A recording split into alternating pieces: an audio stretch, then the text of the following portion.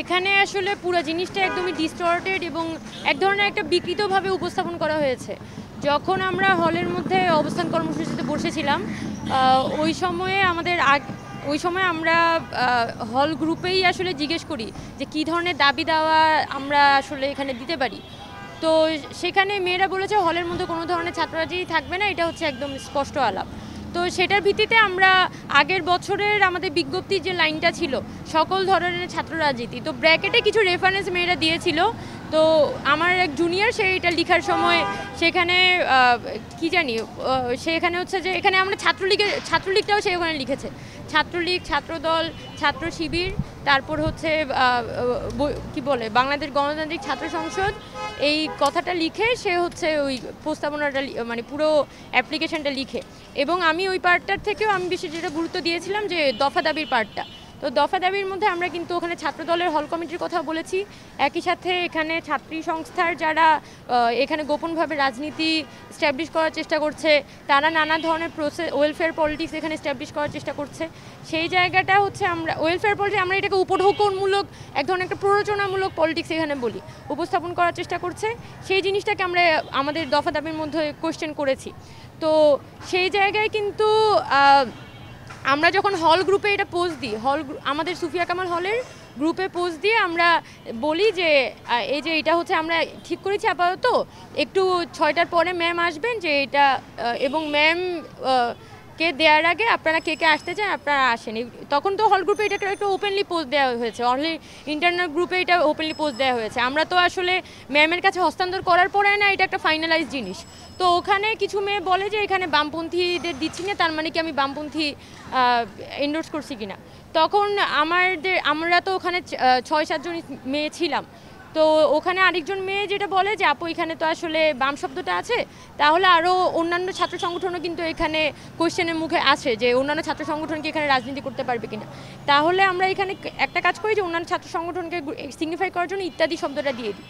তো উপরে হচ্ছে ওই মেয়েটা ইত্যাদি লিখে দিয়ে এরপর ওই স্মারকলিপিটা হচ্ছে যে প্রভোস্টকে দেওয়া হয়, ওই রিসিভড কপিটা প্রভোস্টের কাছে, রিসিভড কপিটার ছবি তুলে আমরা তখন হল গ্রুপে পোস্ট দিয়ে আমরা জানাই যে আমরা আসলে সব ছাত্র সংগঠনকে এখানে সিগনিফাই করছি, এখানে কোনো ছাত্র সংগঠনকে আলাদা করে আমরা ছোট বা বড় করে দেখাতে যাচ্ছি না। তো এইটার পরেও দেখা যায় যে এর মধ্যে যেটা হয় যে ড্রাফট কপিটা ছিল সেই ড্রাফট কপিটাই আপনার ঢাকা বিশ্ববিদ্যালয়ের একটা ফেসবুক গ্রুপে একটা ছেলে একটা মেয়ে তারা একটা ভিন্নভাবে বুঝছে, আমি লেফট পলিটিক্স ছাড়া বাকি সবার পলিটিক্স এখানে যাচ্ছে, এইভাবে তারা উপস্থাপন করার চেষ্টা করে। তো আমি তখন এটাকে পাত্তা দিই নাই, কারণ ওই সময় আসলে এমন পরিস্থিতি ছিল রোকেয়া হলে আন্দোলন শুরু হচ্ছে, মানে বঙ্গমাতাতে কথা বলছিলাম, তারাও হচ্ছে যে এখানে প্রভোস্টের সাথে এক ধরনের একটা বার্গেনিংয়ের মধ্যে ছিল এবং আমরা মানে সব জায়গায় একটা হিটেড পরিস্থিতি ছিল।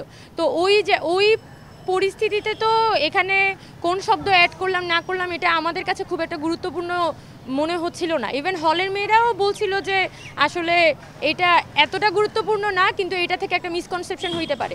তো যখন আমরা বুঝলাম যে আচ্ছা এখানে একটা মিসকনসেপশনের সুযোগ আছে, তখন আমরা আবার প্রভোস্টের কাছ থেকে সেই স্মারকলিপিটি নিয়ে ওখানে বামপন্থী শব্দটি অ্যাড করে দিই, দিয়ে বলি যে এখানে ম্যাম বামপন্থী শব্দটি সহ আপনি স্মারকলিপিটা পাঠান। তো এই জায়গায় আসলে আমাদের পক্ষ থেকে ইন্টেনশনের আসলে কোনো ধরনের মানে ব্যাড ইন্টেনশন ছিল না। এবং আমরা এখানে হল গ্রুপের থেকেও যেটা বড় যে আমরা মেয়েদেরকে যখন ডাকছি রাতে 10:30 বাজে বা 10:30টার দিকে আমাদের মেয়েদের মধ্যে একটা ওপেন ডিসকাশন হচ্ছে, তখন কিন্তু ওপেন ডিসকাশনে আমরা সব ধরনের ছাত্র রাজনীতি সব ধরনের পলিটিক্সের কথাই আমরা এখানে বলছি। আবার রোকেয়া হলে মেয়েরা কিন্তু তখন মোবিলাইজড হয়ে প্রভোস্ট অফিসের সামনে ছিল, তারা কিন্তু তখন সব ধরনের পলিটিক্সের কথা বলছে, শিবিরের গুপ্ত রাজনীতির কথাও বলছিল।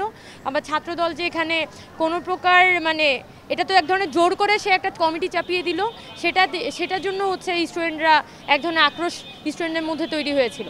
সো ওই সময়ে হচ্ছে এই জিনিসগুলো অ্যাড্রেস করা আমাদের জন্য জরুরি ছিল, আমরা সেই কাজটা করেছি। তাও যেহেতু এখানে একটা পক্ষ তারা মনে করে, আপনি কি আপনার ওই স্ট্যান্ডে আছেন যে আপনি কি পুরোপুরি ছাত্র রাজনীতি বলে নিষিদ্ধ চান? আমি তো এটা বলেছিল, আমি আচ্ছা এই কথাটা বলি যে সেই জায়গা থেকে যারা ইচ্ছাকৃতভাবে এখানে বাম শব্দটা আলাদা করে সিগনিফাই করে এখানে পলিটিক্সটা করার চেষ্টা করছে, তারা এটা আমি মনে করি যে পুরোপুরি একটা উদ্দেশ্যপ্রণোদিত প্র্যাকটিস এবং আমার পক্ষ থেকে বা ইভেন অন্যান্য যে ছাত্রীরা আছে অন্যান্য হলে আছে তাদের পক্ষ থেকেও আমরা আসলে সকল ছাত্র সংগঠনগুলোকে সিগনিফাই করেছি। এখন আপনি যেটা জিজ্ঞেস করলেন যে হল রাজনীতির বিষয়ে আমরা কি মনে করি, হল রাজনীতি নিষিদ্ধ করা বা না করা এটা আসলে আমার উমামা ফাতেমার এখতিয়ার না, এটা কিন্তু আপনাদের বুঝতে হবে। গত 16 বা 17 জুলাই যখন হচ্ছে মেয়েরা রোকেয়া হলে আসলে কি হয়েছিল, আমি প্রত্যেকবার রোকেয়া হলের কথা বলি, কারণ রোকেয়া হলে ছাত্রলীগের নেত্রীরা তারা জোর করে মেয়েদেরকে স্লেজিং করছিল। স্লেজিং করার পরে তারা ওইখান থেকে চলে যায়। একটু পরে হল প্রশাসনের সহযোগিতায় তারা তাদের রুমে ফেরত যাওয়ার চেষ্টা করে, যেখান থেকে টেনে হিঁচড়ে সাধারণ মেয়েরা তাদেরকে বের করে। কারণ দীর্ঘদিনের একটা অত্যাচারের ইতিহাস কিন্তু আমাদের মেয়েদের হলগুলো, ছেলেদের হলগুলোতে, স্পেসিফিক্যালি ছেলেদের হলগুলোতে ছিল। কিন্তু আপনি প্রতিরোধের জায়গাটা দেখেন, সর্বপ্রথম কিন্তু রোকেয়া হলের মেয়েরা এখানে ঘোষণা দেয় যে কোনো ধরনের ছাত্র রাজনীতি রোকেয়া হলে থাকবে না, এবং তারা কিন্তু ব্র্যাকেটের মধ্যে সব ধরনের ছাত্র সংগঠনের কথা এখানে উল্লেখ করেছিল। তো এই যে রোকেয়া হলের মেয়েরা যে সেদিন সেই সিদ্ধান্তটা নিয়েছিল, ওই মেয়েরা কি কোনো ধরনের পলিটিক্যাল অর্গানাইজেশনে যুক্ত ছিল? বিষয়টা তো এরকম না। তারা কিন্তু ইউনিভার্সিটির যে স্টুডেন্ট যারা দীর্ঘদিন যাবত এই সাফারিংসের শিকার, তারাই কিন্তু এই সিদ্ধান্তটা দিয়েছে। এবং রোকেয়া হলের পরবর্তীতে কিন্তু মেয়েদের অন্যান্য 4টা হল এবং ছেলেদের যে অন্যান্য 13টা হল, তারা সবাই মিলে সিদ্ধান্ত দিয়েছিল যে হলের মধ্যে কোনো প্রকার ছাত্র রাজনীতি হবে না। এরপর আগস্ট সেপ্টেম্বর মাসে যখন নতুন ভিসি এসেছিল নিয়াজ স্যার নিয়োগ পাওয়ার পরে এখানে নিয়াজ স্যার প্রত্যেকটা হলে কিন্তু গিয়েছেন ইন্ডিভিজুয়ালি এবং মেয়েদের সাথে দেখা করেছেন। এবং এখানে মেয়েদের যে 5টা হল, ছেলেদের 13টা হল, প্রত্যেক হলেই যখন নিয়াজ স্যার গিয়েছেন প্রত্যেকেরই কিন্তু সমস্যার একটা কথা তারা বলে যে এই ধরনের ছাত্র রাজনীতি কিন্তু চাই না। তখন একটা কনফ্লিক্ট আমাদের, তখন কিন্তু সকল সাধারণ শিক্ষার্থী যারা হলের মধ্যে থাকে ততদিনই কিন্তু অনেকেই বিভিন্ন ছাত্র সংগঠনগুলোর সাথে যুক্ত হচ্ছে, আমরা এই জিনিসটা বুঝতে পারছি, তাদের সাথেও আমাদের একটা ওঠা বসা কথাবার্তা ছিল। তখন অ্যাটলিস্ট হলের মধ্যে, যেহেতু হলের প্যাডের মধ্যে এখানে ছাত্র রাজনীতি নিষিদ্ধ হয়েছে, সেই জায়গা থেকে সকলের মধ্যে একটা কমিটমেন্ট ছিল যে হলের মধ্যে আসলে কোনো ধরনের কমিটি হবে না। এটা হয়তো সেন্ট্রালি কোনো ধরনের কমিটমেন্ট হয় না, কিন্তু হলের ইন্টারনালি প্রতিটা হলে এই ধরনের একটা কমিটমেন্ট ছিল যে কোনো ধরনের ছাত্র রাজনীতি হলের মধ্যে বা কমিটি ভিত্তিক রাজনীতি হলের মধ্যে হবে না। পরবর্তীতে ছাত্র শিবিরই হচ্ছে এই জিনিসটা প্রথম ব্রিজ করে। ছাত্র শিবির তাদের যে উপঢৌকনমূলক রাজনীতি সেটা দিয়ে হচ্ছে হলে এন্টার করার চেষ্টা করে, সেটার হাত ধরে ছাত্রদলও এখানে এন্টার করেছে এবং মানে অন্যান্য ছাত্র সংগঠনও কিন্তু এখানে এন্টার করার চেষ্টা করেছে এই ওয়েলফেয়ার পলিটিক্সের মাধ্যমে। তো এই যে ঘটনাটা হলো, ভিসি স্যার গেলেন, মেয়েরা বললো, ছেলেরা বললো যে তারা পলিটিক্সটা চায় না হলের মধ্যে। তার মানে তো সবার মধ্যে ওই আর্চা আছে, যে ওই ভয়টা আছে, আশঙ্কাটা আছে যে এখানে ওই ধরনের কমিটি ভিত্তিক রাজনীতির প্রচলিত হওয়া মানে পুনরায় হলগুলো আজকে না হোক, 5 বছর পর হোক, 10 বছর পর হোক, একই ধরনের একটা দখলদারিত্বের মধ্যে যাবে। তো তাহলে এটার তো একটা পার্মানেন্ট সলিউশন দরকার। আমার কথা হচ্ছে এখানে স্টুডেন্ট পলিটিক্যাল অর্গানাইজেশন, এখানে যারা হলের বলি বা বাইরের বলি, যে সাধারণ শিক্ষার্থীরা আছে, সাধারণ শিক্ষার্থী বলতে তো সব তো আর শিবিরের গুপ্ত রাজনীতি করে সাধারণ শিক্ষার্থীরা, এখানে জেনারেল স্টুডেন্টই কিন্তু বেশিরভাগ আছে যারা আন্দোলনটা করেছে ওই জুলাই মাসে। সো এখানে সকল সাধারণ শিক্ষার্থী, স্টুডেন্ট অর্গানাইজেশন, প্রশাসনের মধ্যে একটা বোঝাপড়ার মধ্যে আসতে হবে, একটা রিকনসিলিয়েশন প্রসেসের মধ্যে আসতে হবে এবং ঢাকা বিশ্ববিদ্যালয়ে ছাত্র রাজনীতি একটা প্রপার নীতিমালা করতে হবে যে ছাত্র রাজনীতি হলে এখানে কি ফরম্যাটে হতে পারে, এবং সেটা হতে হবে একটা রিকনসিলিয়েশনের মাধ্যমে। এবং সে দুঃখজনকভাবে এই রিকনসিলিয়েশনে আসলে আমাদের প্রশাসনও পৌঁছাতে যাচ্ছে না। প্রশাসন মানে যখনই চাপে পড়ে বা একটা গোষ্ঠী হচ্ছে তাকে চেপে ধরে, তখন তার এক ধরনের আলাপ থাকে, আবার ছাত্র সংগঠন গেলে তার আলাপ চেঞ্জ হয়ে যায়। তো এভাবে তো আসলে একটা প্রসেস চলতে পারে না। আমি আমার হলে, আমি কবি সুফিয়া কামাল হলে আজকে 6 বছর ধরে আছি। আমার হলের মেয়েরা 17 তারিখ ঘোষণা দিয়েছে যে তারা ছাত্র রাজনীতি চায় না, এবং হলে যেহেতু আমি সমন্বয়ক ছিলাম, ওই জায়গা থেকে তাদের যে ইউনিফাইড ডিসিশন সেটা আমি হল প্রশাসনের কাছে তখন প্রিচ করি, এবং এখনও পর্যন্ত ওই ইউনিফাইড ডিসিশনের জায়গা থেকে নতুন কোনো ডিসিশন আসে না। তো আমি বলবো যে আমি একজন রিপ্রেজেন্টেটিভ আকারে আমার ওই ডিসিশনটাতে আমি স্টিক আছি যে হলের মধ্যে কোনো ধরনের ছাত্র রাজনীতি হবে না এবং আমরা চাই না। খুব সংক্ষেপে বলেন, আপনার বিরুদ্ধে আরেকটি অভিযোগ উঠেছে গতকাল। সর্বপ্রথম হল কমিটি দিয়েছে ছাত্র ইউনিয়ন জগন্নাথ হলে, তখন আপনি কোনো প্রতিক্রিয়া দেখাননি, নিষিদ্ধ হওয়া বা ওই কমিটির বিরুদ্ধে কোনো ধরনের আওয়াজ তোলেননি। অভিযোগ হচ্ছে যে কেন করেননি, আপনার বক্তব্য কী? এখন ছাত্র ইউনিয়ন যখন কমিটি দিয়েছিল তখন আসলে কতজন স্টুডেন্টই বা এটা নিয়ে ভাবান্তর ছিল। তখন তো তারা জগন্নাথ হলে একটা কমিটি দেয় এবং জগন্নাথ হলের কমিটির পরে কি জগন্নাথ হলের স্টুডেন্টের মধ্যে থেকেও কি কোনো প্রতিক্রিয়া এসেছে কিনা এটাও কিন্তু ভাবাটা গুরুত্বপূর্ণ। আমরা স্পেসিফিক্যালি আমি এখানে লেফট রাইট কোনো অর্গানাইজেশন দেখে তো আর আমি এখানে কথাটা বলিনি।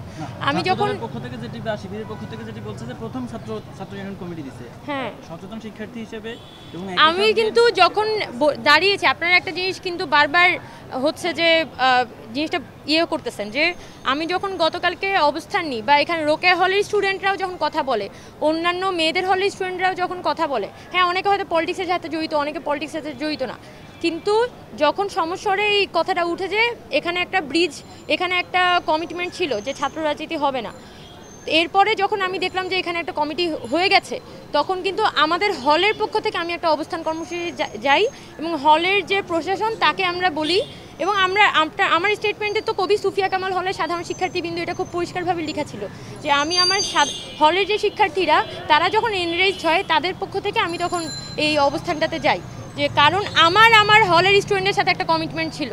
সেই জায়গাটা আমি আসলে কোনোভাবে চাইনি যে এখানে ব্রিজটা হোক এবং আমার যে দায়বদ্ধতা ছিল সেই দায়বদ্ধতার জায়গা থেকে আমি এখানে কথাটা তুলি।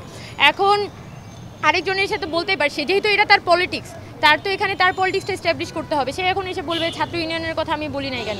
তো ঠিক আছে, এখানে ছাত্র ইউনিয়নকে তো কোয়েশ্চেনের মধ্যে আনতে হবে, দুনিয়ার সবার কথাই আমাকে বলতে হবে, কিন্তু প্রশাসন যে সবাইকে স্পেস করে দিয়ে মানে গুপ্ত বলি প্রকাশ্য বলি সব রাজনীতিকেই তো প্রশাসনিক একটা সহযোগিতার মধ্য দিয়ে এটা হলের মধ্যে আসলে এস্টাবলিশ হচ্ছে। যারা হলের স্টুডেন্টরা আছে তারা খুব পরিষ্কারভাবেই কিন্তু বুঝতে পারে যে আসলে কোন রাজনীতি, যে সকল ধরনের রাজনীতি কিন্তু হলের মধ্যে প্রচ্ছন্ন প্রশাসনিক ছায়ায় এটা এস্টাবলিশড হচ্ছে। তো যাদের দায়িত্বটা নেয়ার কথা সে তো সব থেকে বেশি দায়িত্বহীন আচরণ করছে, আর যে দায়িত্বটা নিচ্ছে তার উপরে হচ্ছে এখানে ব্লেমগুলো দেওয়া হচ্ছে। তো আমি মনে করি যে বিষয়গুলো আসলে উদ্দেশ্য প্রণোদিত এবং পাল্টা কোশ্চেন, যেহেতু এখানে পাল্টা একটা কোশ্চেন তুলতে হবে, পাল্টা এক ধরনের একটা ভিলিফিকেশনের মধ্যে ফেলতে হবে, তাই আমাকে এই ধরনের একটা পাল্টা কোশ্চেন ছুড়ে দেওয়া হয়েছে। যদিও ঠিক আছে, তারা যেহেতু বলতে চায় এটা তাদের পক্ষ থেকে তারা বলতে পারে, কিন্তু আমার পক্ষ থেকে আমি যখন কথা বলেছি আমার আলাপটা খুবই ক্লিয়ার যে 17 জুলাই যে স্টেটমেন্ট জায়গাটা হয়েছে, ছাত্র দল বলি ছাত্র লীগ বলি, ছাত্রলীগ তো এখন নিষিদ্ধ হয়ে গেছে, কিন্তু ছাত্র দল ছাত্রলীগ তাদের সবারই কিন্তু 90 দশক থেকে 80 দশক থেকেই ঢাকা বিশ্ববিদ্যালয়ের হল দখলের একটা প্র্যাকটিস ছিল এবং হল দখল করে এভাবে পালের গরুর মতো স্টুডেন্টদেরকে নিয়ে যেয়ে তারা মিছিল করে নিয়ে যেত এবং হাততালি দিয়ে দিয়ে মধুর ক্যান্টিনে এখানে অমুক হল তমুক হল অমুক ভাই করে করে যে তারা মিছিল করে আসতো। এটা তো এগুলো তো খুবই রিসেন্ট হিস্ট্রি, তো ওই ট্রমা তো আমাদের স্মৃতি থেকে সরে যায় নাই।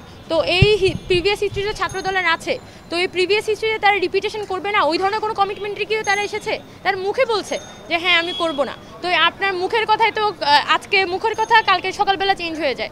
তো আমি যেটা বলছি এখানে আসলে পলিটিক্যাল অর্গানাইজেশনগুলো সাধারণ স্টুডেন্ট এবং প্রশাসন তাদের প্রত্যেক পক্ষের মধ্যে একটা রিকনসিলিয়েশনে আসতে হবে।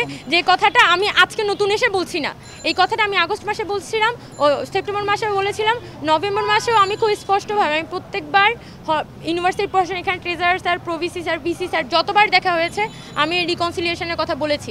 অনেক পলিটিক্যাল অর্গানাইজেশন এখন এসে বাংলাদেশ ছাত্র ফেডারেশন, এরপর গণতান্ত্রিক ছাত্র সংসদ, ওরা খুবই গত 3-4 দিনে এখানে পলিটিক্যাল রিকনসিলিয়েশনের কথাটা একটা সংবাদ সম্মেলনের মধ্য দিয়ে তারা বলেছে। তবে এই যে তারা উদ্যোগটা নিয়েছে এই উদ্যোগটাকে আমি সাধুবাদ জানাই, যে ছাত্র সংগঠন, এই যে 2টি ছাত্র সংগঠন তারা তাদের জায়গা থেকে পলিটিক্যাল রিকনসিলিয়েশনের কথা বলছে। আমি মনে করি যে এই পলিটিক্যাল রিকনসিলিয়েশনের আলাপেই আসলে ঢাকা ইউনিভার্সিটি ঢুকতে হবে, যে এবং এই ঢাকা ইউনিভার্সিটি যে একটা একাডেমিক স্পেস, এটা যে আসলে একটা পড়াশোনা করার জায়গা এবং পড়াশোনার অ্যারাউন্ড যে বাকি জিনিসগুলো সাজানো হবে, পড়াশোনা এবং পড়াশোনার পাশাপাশি কী কী থাকতে পারে এবং কী কী করলে আসলে পড়াশোনাটা ব্যাঘাত ঘটবে না, সেই বিষয়গুলোর মধ্যে অ্যারাউন্ডই আসলে প্রশাসনকে ভাবা উচিত। এবং আমি প্রশাসনের কাছেও বিনীত অনুরোধ জানাবো যে আগামী দিনে যদি আপনারা না চান যে হলের মধ্যে বা ইউনিভার্সিটির মধ্যে কোনো প্রকার সংঘাতময় রাজনীতি গড়ে উঠুক এবং আমাদের যে ইউনিভার্সিটির পরিবেশটা সেটা কোনোভাবে যাতে নষ্ট না হয়, সেই জিনিসটা যদি আপনারা চান তাহলে প্লিজ আপনারা একটা রিকনসিলিয়েশনের প্রসেসের মধ্যে যান। আর কোনো দোনোমনো করিয়েন না। এখানে শিক্ষকদের অনেক ধরনের অনেক পলিটিক্যাল অ্যাফিলিয়েশন আছে, অনেকের অনেক রাজনৈতিক স্বার্থ আছে, অনেকের হয়তো সদিচ্ছাও আছে কিন্তু রাজনৈতিক স্বার্থের কারণে তারা করতে পারছে না। কিন্তু আমি শিক্ষকদের কাছে, আমার প্রশাসনের কাছে আমি বিনীত অনুরোধ জানাবো যে আপনারা ইউনিভার্সিটি অথরিটি, আপনারা দায়িত্ব নিচ্ছেন না বলে আজকে ইউনিভার্সিটির এই অবস্থা হয়ে দাঁড়িয়েছে। এখানে শিক্ষক রাজনীতি এখানে একটা বড় ফ্যাক্টর। আমাদের শিক্ষকরা তারা দলাদলি এবং দলে দলে বিভক্ত হয়ে ছাত্রদেরকে তারা নানানভাবে ফ্যাসিলিটেট করেন। তাদের গ্রুপের ছাত্রদেরকে তারা ফ্যাসিলিটেট করে, কেউ শিবিরকে ফ্যাসিলিটেট করে, কেউ ছাত্রদলকে ফ্যাসিলিটেট করে, কেউ বামবুদ্ধিতে ফ্যাসিলিটেট করে। আমরা যেটা এক্সপেক্ট করব যে এখানে আমাদের যে প্রশাসন আছে তারা সকলের মধ্যে একটা রিকনসিলিয়েশন বা এখানে একটা সংস্কার এর মধ্যে কিভাবে ছাত্র রাজনীতি যেতে পারে, কিভাবে আসলে সকল সাধারণ ছাত্ররা যাতে ওই ট্রমাটা থেকে বের হয়ে এসে নতুন একটা প্রসেসের মধ্যে আমি ঢুকতে পারি, এগুলো নিয়ে আমি ভাবা উচিত এবং প্রশাসন যাতে এই উদ্যোগটা নেয় সেটার জন্য আমি তাদেরকে বিনীত অনুরোধ করব। Thank you. ঠিক আছে।